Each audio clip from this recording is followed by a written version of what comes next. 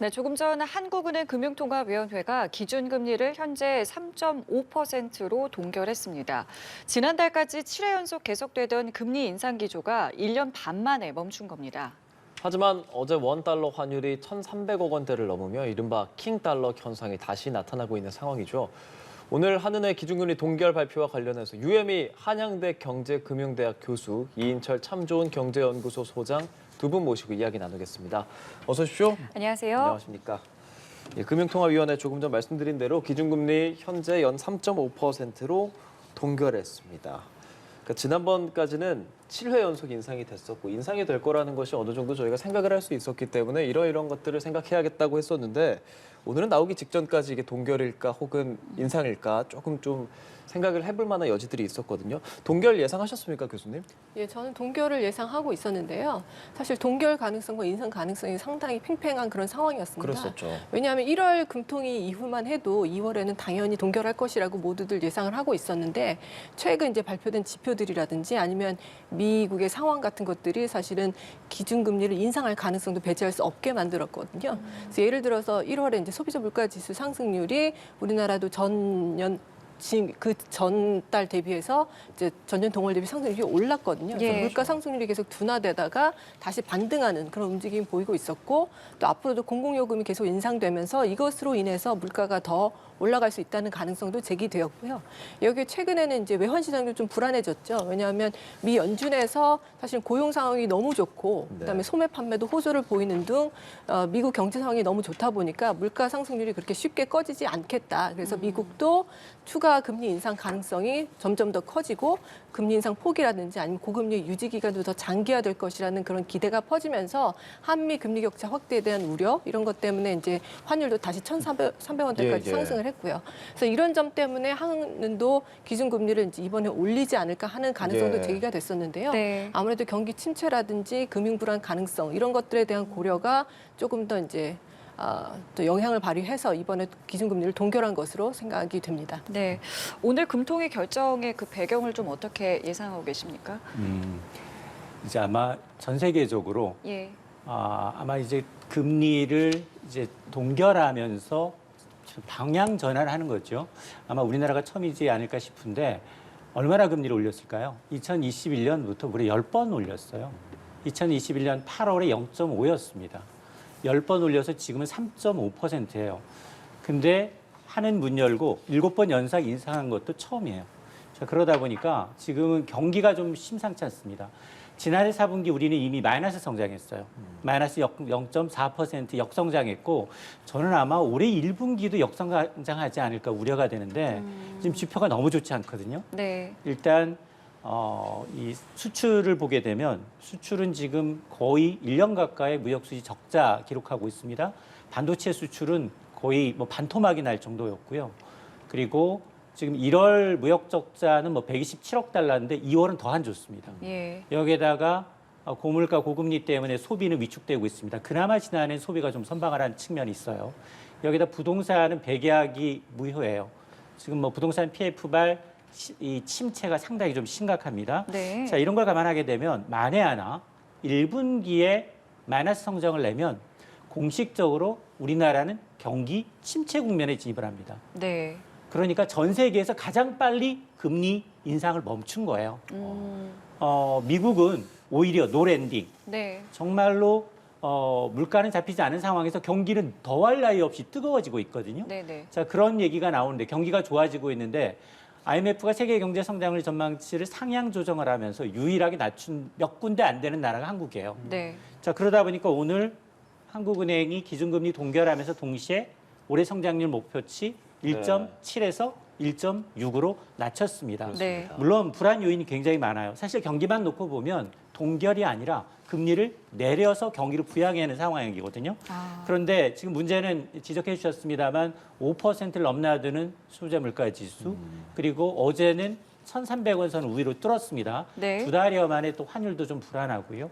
여기에다가 한국과 미국 간 기준금리 격차가 더 벌어질 수 있다라는 리스크 요인이 있지만 그럼에도 불구하고 지금 정부가 공식적으로 경기 둔화를 언급한 가운데 과연 한은이 여기서 금리를 한 번 더 인상한다? 이건 굉장히 엇박자이면서도 경기에는 좋은 찬물을 끼얹는 것이기 때문에 네. 뭐 어차피 불가피한 상황이었다라고 판단합니다.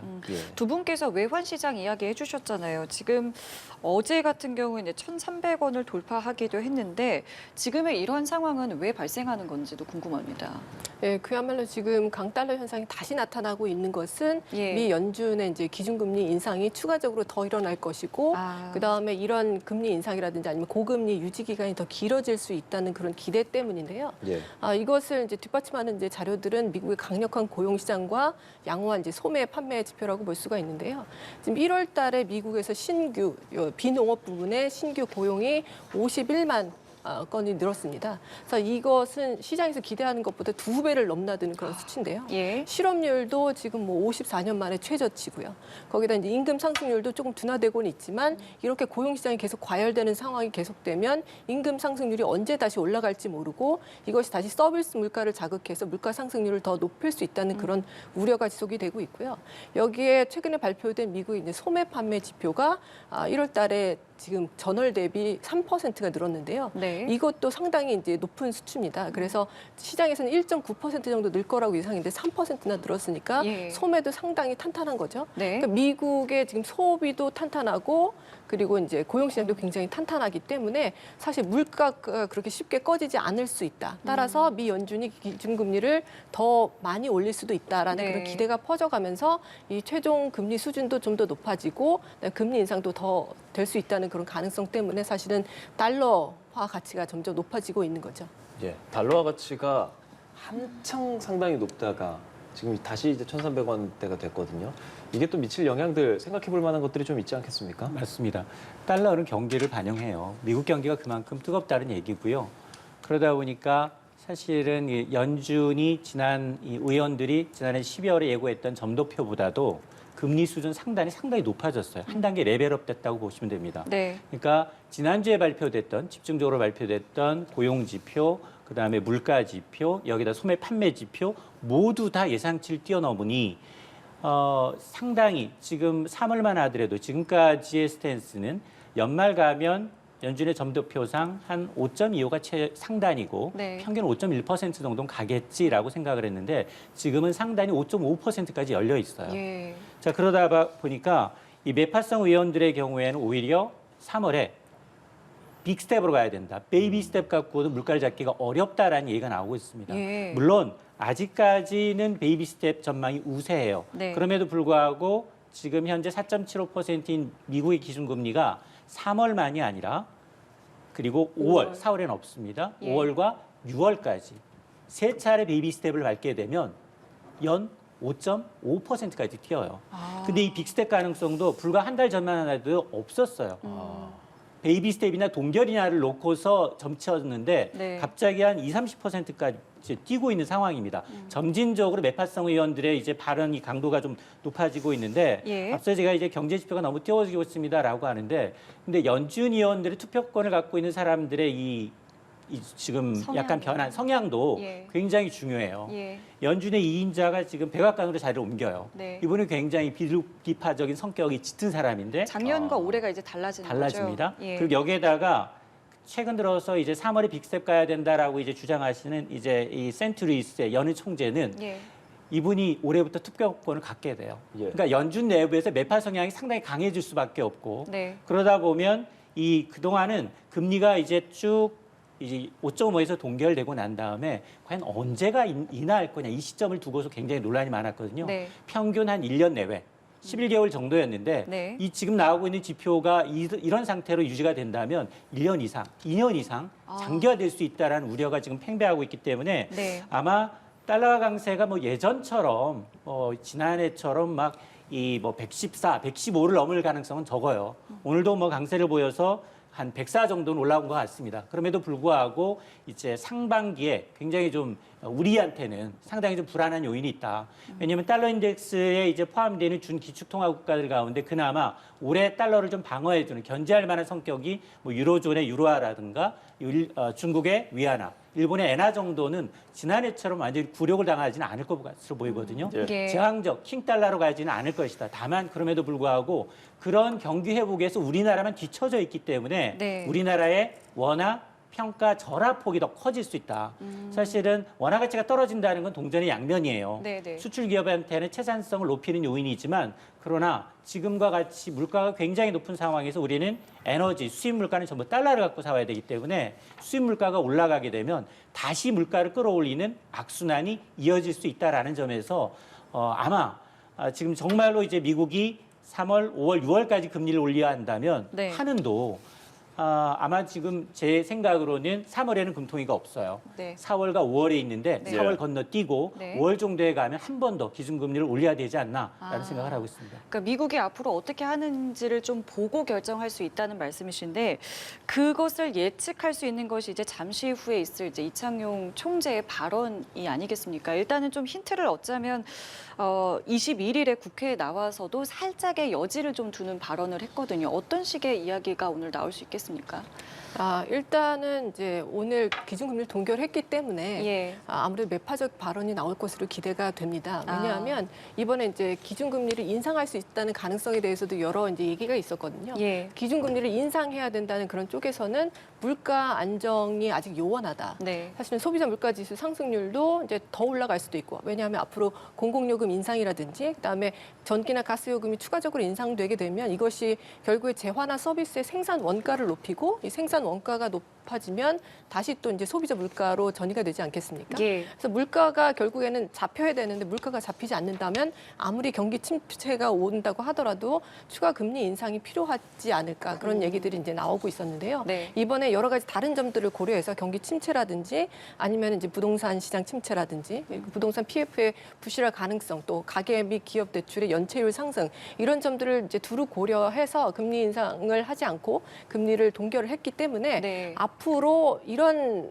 금리를 인상해야 될 요건들이 조금 더 강화가 된다면 그 추가적으로 금리를 인상할 수도 있다는 그런 가능성을 열어두는 것이 아무래도 시장을 좀 안정시키는 면에서 중요하기 때문에 이창용 총재가 이번에 기준금리를 동결한 이상 매파적 발언으로 이런 부분들을 좀 보완하지 않을까 하는 생각을 하고 있습니다. 예, 무슨 발언이 나오는지 나오면 또 지켜보도록 하고 예. FOMC 의사록이 공개가 됐었잖아요. 거기서 조금 전에 말씀해 주셨지만 0.25% 인상에 대부분 동의를 했습니다. 하지만 0.5%에 대해서 이야기한 그런 인원들도 많았다고 하는데 예. 정말 0.5%포인트 빅스텝을 미국에서 밟게 될 것인가? 그 가능성에 대해서는 어느 정도 보고 계시는지 궁금한데요. 저는 그럴 가능성은 높지 않다라고 그래요? 봐요. 물론 예. 이제 페드워치의 이제 이 연방 선물 기금 금리를 추종하는 이제 선물 지표를 보게 되면 사실은 한 달 전에 제로였던 빅스텝 가능성이 지금은 한 24% 이상 올라온 건 맞습니다. 그러나 아마 이 수치가 조금 더 올라간다 하더라도 7, 80%는 아직까지는 베이비 스텝 가능성이 우세하다는 거예요. 물론 3월 22일, 23일까지 충분히 이제 발표되는 지표들이 있어요. 예. 연준이 가장 통화 정책에 반영하는 개인 지출, PC 예. 소비자 물가 지표부터 비롯해서 두시 한번 고용 지표, CPI 지표 같은 게 있긴 있는데 아무래도 이제 물가는 그동안 이제 CPI부터 시작을 해서 PPI 모든 물가들이 다 예상치를 상회하면서 예방 주사를 맞았기 때문에 예. 여기에서 굉장히 쇼크적인 수준으로 이제 큰 폭의 어떤 물가를 예상치를 좀 빗나가는 굉장히 이제 강한 물가가 나오기 전까지는 예. 아마 3월 이제 있는 FOMC 회의에서는 저는 베이비 스텝 가능성이 높은데 다만 연준이 계속해서 아마 시장과는 좀 반대로 이렇게 계속해서 강하게 그 오랫동안 이제 긴축 기조를 올라가겠다라고 이제 하게 되면 네. 금융시장이 가장 먼저 반응을 하거든요. 그렇죠. 금융시장이 혼란스럽고 또 그다음에 이제 달러가 강세를 보이게 되면 이제 전 세계가 따로 이제 가야 됩니다. 왜냐하면 지금까지는 계속해서 공격적으로 다 금리를 인상하면서 물가 잡기 열안이 되었다면 예. 경기가 아직도 좋은 선진국들의 경우에는 추가적으로 더 갈 수 있겠지만 우리처럼 경기가 조금 좋지 않은 이제 이 국가들의 경우에는 경기 부양 쪽에 좀 무게가 실릴 수밖에 없거든요. 예. 그러다 보니까 이런 과정에서 나타나는 어떤 이 부조화 그리고 예. 이제 금융시장의 혼란은 우리는 좀 불가피한 측면이 좀 있습니다. 예, 잠시 지금 저희가 들어온 속보를 좀 먼저 좀 전해드려야 될 것 같은데요. 현지 시간으로 오늘 오전 7시 37분쯤이었는데요. 중앙아시아 타지키스탄의 중국 접경 지역에서 강진이 발생했습니다. 규모가 현재까지 7.2로 알려지고 나오고 있는데요.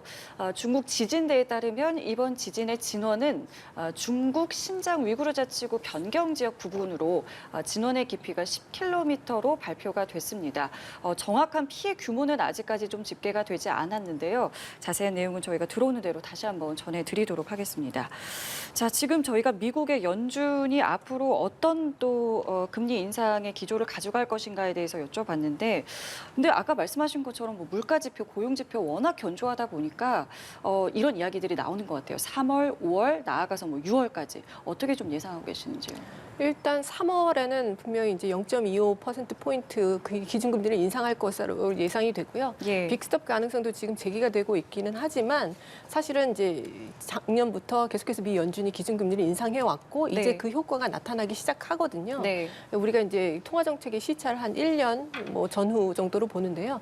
지난해 3월부터 미 연준이 기준금리를 인상해 왔고 이제 1년이 이제 다 돼가는 시점이 있지 않습니까? 그리고 그동안 자이언트 스텝 등 굉장히 공격적으로 금리 인상을 했기 때문에 이것들이 이제 본격적으로 경제에 반영이 되게 되면 이제 물가가 조금 더 빨리 잡힐 수도 있습니다. 그래서 이제 와서 빅스텝을 단행할 가능성은 별로 크지 않다고 보고요. 네. 하지만 기대 인플레이션이 올라가는 것을 좀 꺾기 위해서는 추가 금리 인상이 필요할 수 있고요.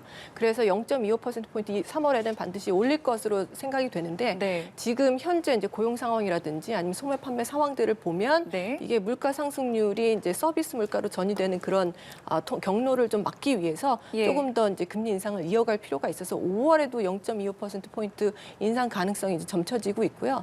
만약에 이러한 지표 계속해서 발표가 된다면 6월에도 인상 가능성을 배제할 수는 없지만 아직 그렇게 멀리 보기에는 아직 불확실성이 너무 큰 상황입니다. 예. 사실 이제 연준에서도 나오는 데이터를 보고 나서 이제 결정을 하겠다고 하는 입장이거든요. 그렇죠. 예, 그래서 여러 가지 대내외 상황이 사실 불확실성이 너무 크기 때문에 지금 3월과 5월 이후까지 지금 기대치를 형성하기에는 네. 아직까지 이제 나와야 될 지표들을 살펴봐야 될 그런 필요성이 크다고 생각합니다. 네, 오늘 우리 이제 기준금리는 동결이 됐고 3월에 FOMC에서 어떤 발표를 또 하느냐에 따라서 4월에 이제 우리도 또 결정을 하게 될 것인데 어쨌든 이제 금리 차는 계속 벌어지는 상황일 거 아니에요. 3월에 이제 올리게 된다 말씀하신 것처럼 베이비 스텝으로 이 금리 차에 대해서는 우리가 좀 견딜 수 있다고 보시는지요? 일단 현재 이제 기준금리를 동결하면서 한미 금리 격차가 이제 1.25%포인트로 이제 계속해서 이제 유지가 되게 되는데요. 예. 지금 3월 달에 미 연준에서 기준금리를 0.25%포인트 올린다면 네. 한미 금리 격차가 1.5%포인트로 이제 벌어지게 되겠죠. 네. 그 이후에는 한은과 이제 미 연준의 기준금리 결정에 따라서 더 벌어질 수도 있는 가능성이 있는데요. 예. 과거 경험으로 보면 우리 한미 금리 격차가 가장 최대로 벌어졌을 때가 1.5%포인트까지 예. 벌어진 적이 있습니다. 그런데 이 한미 금리 격차가 벌어졌을 때 가장 우려되는 부분은 아무래도 이제 외환 시장의 불안 혹은 그렇죠. 외화 자금 유출 이런 부분일 텐데요. 사실 우리의 과거 경험에서 1.5%포인트까지 벌어졌을 때도 사실 채권 시장, 주식 시장에서 동시에 자금이 모두 빠져나간 적은 없습니다. 없죠. 그래서 어느 한 시장에서는 외화 자금이 유출되긴 했지만 합쳐서 봤을 때는 모두 순유입이었거든요. 네. 그래서 현재도 뭐 1.5%포인트까지 벌어진다고 하더라도 뭐 갑작스럽게 외화 자금이 많이 유출될 그런 가능성은 그렇게 크지 않다고 보고요. 그리고 한미 금리 격차뿐만이 아니라 사실은 이제 펀더멘탈이라고 하죠. 기초 체력이라고 하는데 한국의 물가 상승률이라든지 아니면 경제 성장률 이런 부분들이 사실은 이제 환율이라든지 아니면 외화 자금의 순유입, 순유출에 영향을 미치는 그런 바가 굉장히 큽니다. 따라서 과거가 반드시 꼭 재현될 거라고 볼 수는 없지만 그래도 현재 상황으로 봐서는 1.5%포인트 내지는 1.75%포인트 정도까지 벌어진다고 해도 갑작스럽게 뭐 경제가 혼란에 빠질 가능성은 그렇게 높지 않다고 보는데요. 다만 이런 그 한미 금리 격차가 이렇게 큰 상황이 오랫동안 지속되는 것은 그렇게 견디기가 쉽지는 않을 것이다. 예. 따라서 이런 부분들을 아마 한은에서도 다음번 이제 기준금리를 결정할 때 네. 참고를 할 것으로 생각을 하고 있습니다. 예, 한미 금리 격차에 따른 영향 그리고 어디 정도까지 버틸 수 있을까? 그 폭은 어느 정도로 보고 계시는지 궁금합니다. 아마 지금도 이제 금융시장은 이런 걸 선반영하기 시작을 했어요. 그래서 이제 우리 증시가 계속해서 지지부진하고 박스권에 갇혀 있는 이유가 이렇게 한미 금리 격전 현상이 조금 더 이어질 수 있다라는 걸 좀 선반영하고 있다고 봅니다. 그럼 이 중장기적으로 우리 경제가 과연 이걸 감내할 수 있느냐? 저는 중장기적으로 보면 크게 문제가 될 거라고 보지는 않아요. 그럼에도 불구하고 초기에는 주식 그리고 이제 지난달부터 이 채권 시장에서 외국인들의 움직임이 매도를 하고 있거든요. 예. 채권의 경우는 굉장히 매력적으로 중장기적인 포트폴리오를 담는 이제 이 외국인 투자자들이 선호하는데 그럼에도 불구하고 매도하고 있다라는 건 분명히 좋지 않은 징조인 건 맞고요. 네. 그럼에도 불구하고 지금 이 셀코리아가 이제 중장기적으로 나타나지 않을 것이다라는 큰 배경에는 상반기보다는 하반기에 대한 기대감이 커요. 상반기는 지금 우리 경제가 지금 굉장히 수출, 내수, 소비, 부동산 다 좋지 않지만 그래도 하반기 들어서면은 일단은 중국의 이제 이 경기가 이제 좋아짐으로 해서 우리가 수출이 좀 되살아날 가능성이 있고 특히나 반도체의 경우에는 지금이 최악이다라고 보고 있기 때문에 외국인들이 계속해서 반도체주를 집중 매수하고 있거든요. 하반기 뭐 AI부터 챗봇 시작해서 대용량 서버에 대한 이 수요가 계속해서 늘어날 것이다라는 이제 보고서 때문에 아마 이런 것들이 가만히 되면 이 하반기에 가면 이제 중국을 포함해서 특히 리오프닝과 관련한 효과가 가시화되게 되면 지금처럼 이제 달러화 강세가 일관적으로 나타날 가능성은 굉장히 적다. 그리고 저 개인적으로는 미국 경기가 지금처럼 계속 좋을 거냐에 대해서 의문을 갖고 있습니다. 왜냐하면 이 미국은 지난해 3월부터 1년 사이에 거의 기준금리를 4.5% 올렸어요. 그렇죠. 4.5% 올렸는데도 지금 내상을 입었는데 밖으로 피를 안 흘리고 있을 뿐이에요. 왜냐하면 IT가 이 기업들이 밀집해 있는 실리콘밸리에서는 계속해서 감원을 하고 있는데 오히려 동부 뉴욕에서는 서비스업 일자리가 이제 코로나 이후부터 우리 재개가 되면서 오히려 늘고 있어요. 네. 한 자리 일자리가 줄었는데 서비스업 일자리는 두 자리씩 늘고 있거든요. 근데 이 서비스업 일자리와 굉장히 IT와의 좋은 이 화이트 칼라와의 일자리는 차이가 수준이 다릅니다.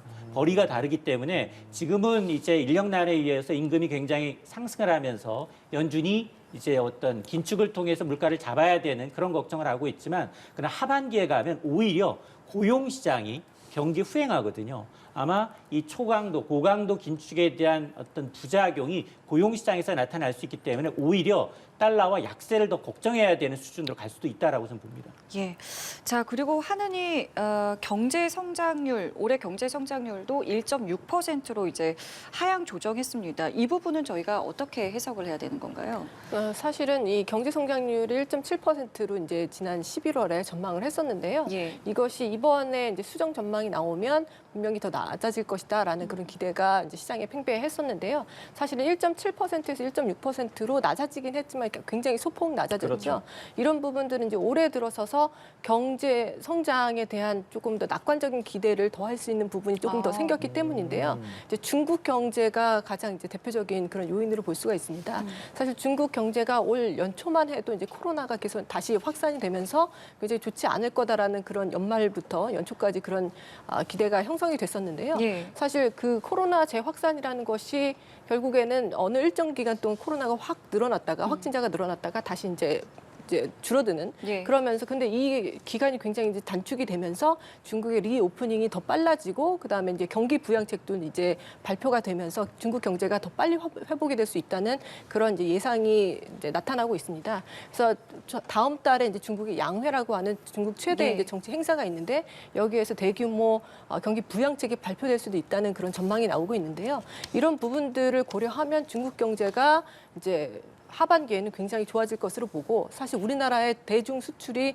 굉장히 가장 큰 부분을 차지하고 있거든요. 사실 20% 정도가 되는데요. 이런 부분들이 중국의 경기가 회복되면서 우리나라 수출품에 대한 수요가 늘어나면 이런 부분이 우리나라의 이제 수출을 좀 늘리면서 경제 회복을 견인할 수 있는 그런 움직임을 보일 수가 있고요. 거기에 미국 경제가 뭐 하반기에 조금 더 안 좋아질 수는 있긴 하지만 아직까지 굉장히 견조한 흐름을 보이고 있지 않습니까? 그래서 지금은 뭐 소프트 랜딩도 아니고 뭐 하드 랜딩도 아니고 아예 노 랜딩이라는 그런 얘기가 나오고 있는데요. 그래서 미국 경제가 계속 이제 상황 그 전에 기대했던 것보다 좀 더 좋게 나타나고 있기 때문에 대미 수출도 그렇게 많이 이제 안 좋아지지 않을 것으로 예상이 되면서 이런 부분들이 경제 성장에 대한 그런 안 좋은 기대들을 조금 더 누그러뜨리는 그런 요인으로 작용을 해서 경제 성장률이 조정이 되었지만 그렇게 많이 하향 조정되지는 않은 그런 요인으로 작용했다고 보고 있습니다. 예, 경제 성장률에 대해서 뭐 배경 좀 짚어주셨는데 기대 인플레이션율도 좀 생각해 봐야 할 것 같고 소비자 물가 상승률도 3.6%에서 3.5%로 0.1%포인트 하향 전망했단 말이죠. 이런 부분들, 물가적인 부분들은 어떻게 예상해 볼 수 있을까요? 그러니까 이제 물가도 지난해는 한 달 정도 시차를 두고 한국과 미국이 거의 비슷한 궤적을 그렸거든요. 6월과 7월 각각 정점을 찍고 내려왔는데 최근에 들어서만 달라졌어요. 물론 미국도 물가 상승률이 둔화되고 있는 추세는 맞는데 우리는 오히려 상승 반전하고 있는 게 눈에 두드러지거든요. 예. 거기 제일 큰 요인이 1월 난방비 폭탄으로 이제 예비되는 공공요금이에요. 예. 수도, 가스 이 공공요금이 만일 동결됐더라면 물가 상승률을 거의 1% 가까이 끌어내릴 수 있었어요. 그러니까 소비자 물가 상승률 5.2%가 4% 초반까지 내려갈 수 있었는데 그걸 이제 무리하게 정말로 기존에 있던 이제 적자분을 모두 한꺼번에 반영하다 보니까 충격을 줬던 거거든요. 물론 계속해서 이제 뭐 지금 상반기가 이제 얼마 남지는 않았습니다만 상반기 내 가능한 한 이제 동결 기조를 유지하겠다라고 밝히고는 있습니다. 예. 그리고 이제 통신비라든가 은행의 이제 어떤 약탈적 행위에 대해서 상당히 이제 고금리 부담이 가는 가계의 어떤 이 부담을 줄여주기 위한 노력을 하고 있음에도 불구하고 물가가 정말 이제 한은이 얘기하고 그리고 정부가 얘기하고 있는 것처럼 이제 상고하죠. 상반기에는 5% 내외에서 움직이겠지만 하반기 가서 낮아지게 되면 결국 연말 가면 3% 중반대까지 네. 안정될 것이다라고 얘기하고 있지만 그러나 체감 물가는 너무 달라졌어요. 네, 맞아요. 왜냐하면 앞으로 예견된 오르는 것들이 너무 많습니다.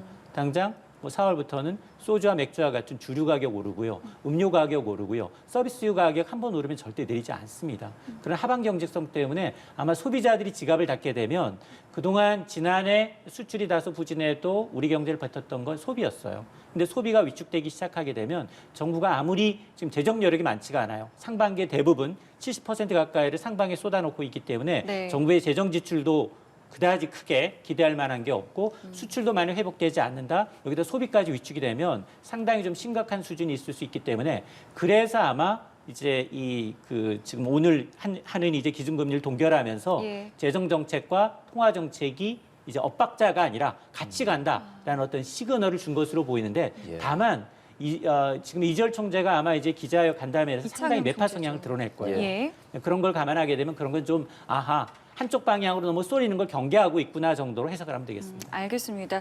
이창용 총재 발언에 대해서는 잠시 뒤에 이제 언급을 하게 되면 저희가 또 말씀을 드리겠고요. 두 분과는 여기서 인사드리도록 하겠습니다. 오늘 말씀 고맙습니다. 잘 들었습니다.